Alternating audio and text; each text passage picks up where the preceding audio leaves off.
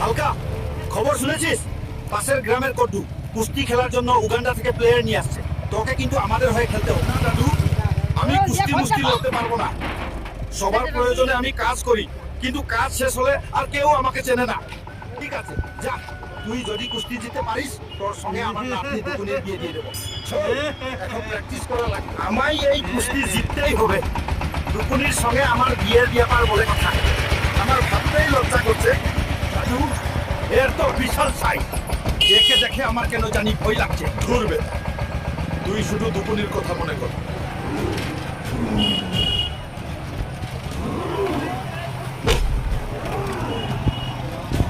দাদু, আমার ট্রফি লাগবে না। তুমি তোমার কথা রাখো। তোমার নাতনি দুকুনির সঙ্গে এখন আমার বিয়ে দাও, তাহলেই আমি শান্তি পাবো। কি বললি তুই? আইনায় নিজের চেহারা দেখছিস? কমন হয়ে চাঁদে হাড় বাড়াচ্ছিস? দেখছিস এটা কি?